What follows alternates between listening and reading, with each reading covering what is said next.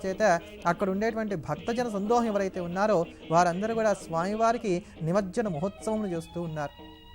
స్వామివారిని గంగమ్మ ఒడిలోకి ప్రవేశింపజేయడానికి ఆ వారి రాశి ఏదైతే ఉందో దాంట్లో వారిని డోలాయమానంగా చక్కగా ఒక తల్లి ఒడిలోకి పిల్లవాడిని పంపిస్తున్న రీతిగా పంపించడానికి గాను కావలసినట్టుగా ఉన్నటువంటి ఏర్పాట్లు ఏవైతే ఉన్నాయో అవన్నీ కూడా అక్కడ జరుగుతూ ఉన్నాయి. ఒక పసిపిల్లవాడిని ఉయ్యాలలో ఉంచినట్లుగా అక్కడ స్వామివారిని ఒక క్రెయిన్ సహాయంతో గంగానదిలోకి పంపించడానికి గాను కావాల్సిన ఏర్పాట్లన్నీ కూడా చేస్తూ వస్తున్నారు. ఈ స్వామి అసాధ్యుడు, ఎవరెవరు ఏది కోరుకున్నారో అదంతా కూడా ఇచ్చినటువంటి వాడు.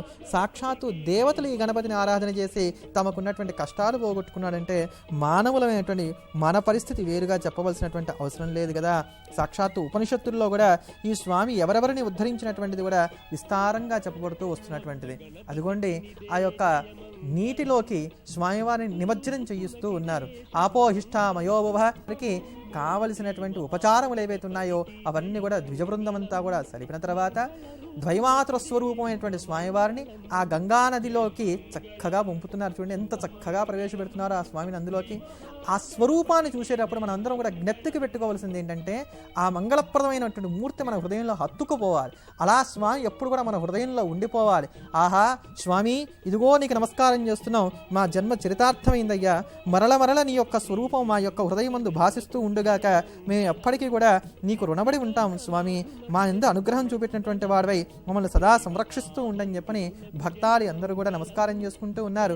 వీడలేక స్వామివారు కూడా కైలాసానికి వెళుతున్నట్టుగా ఉన్నది ఆ స్వరూపాన్ని, అక్కడ ఉన్నటువంటి దృశ్యాన్ని కనుక మనం చూస్తూ వచ్చినట్లయితే అటువంటి స్వామికి నమస్కారం చేసుకున్నాం. ఆ స్వామివారి యొక్క అనుగ్రహ ప్రభావంతో ఏడు పొడవునా కూడా నిరుపద్రవంగా మనకు కలగవలసినటువంటి విశేషమైనటువంటి అంశములు ఏవైతే ఉన్నాయో వాటన్నిటిని కూడా సాగించుకుందాం.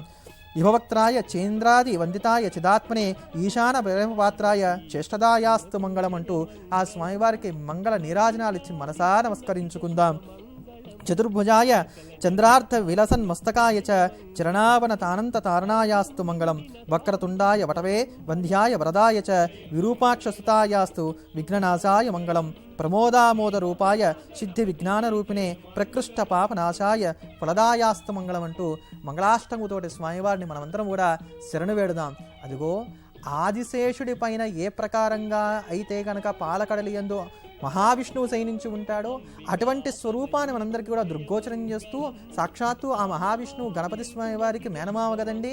అటువంటి మేనమావ పోలికలన్నీ కూడా కలిగినటువంటి మేనలుడైనటువంటి ఈ గణపతి స్వామి వారు కూడా ఇప్పుడు అనంత శేషసాయిగా మనందరికీ కూడా ఇక్కడ దర్శనమిస్తూ ఉన్నాడు. ఆ అనంతమైనటువంటి పాలగడిలో మహావిష్ణువు ఎలా ఉన్నాడో అలా ఈరోజు ఈ ముచుకుందా నది యందు, ఈ మూసీ నది యందు అలా డోలాయమానంగా ఉన్నటువంటి గణపతి మూర్తి మనకి అదే స్వరూపాన్ని చక్కగా దృగ్గోచరం చేస్తూ కనబడుతూ వస్తున్నది. ఎవరికైనా సరే నీరు ప్రాణాధారము, అటువంటి నీటిని కలుషితం చేయకండి, ఆ నీరే భగవత్ స్వరూపం అని చెప్పడానికి గాను గణపతి చేస్తున్నటువంటి ఈ నిమజ్జన మహోత్సవం మనకి తార్కాణంగా నిలబడుతున్నట్టుగా కనబడుతూ వస్తున్నది. చక్కగా శయనించాడు స్వామి ఆ నీటి యందు. సృష్టికి ఆది యందు కేవలం నీరు మాత్రమే ఉండేది. ఆ నీటికి ఆశ్రయభూతుడై పరమాత్మ ఉన్నాడు కనుక ఆయనకి నారాయణుడు అనేటువంటి నామం కలిగింది. ఇక్కడ నారాయణ శబ్దం కేవలం విష్ణుమూర్తికే కాదు సకల దేవతావాచ్యుడైనటువంటి మహానుభావుడైనటువంటి గణపతికి కూడా వర్తిస్తుంది.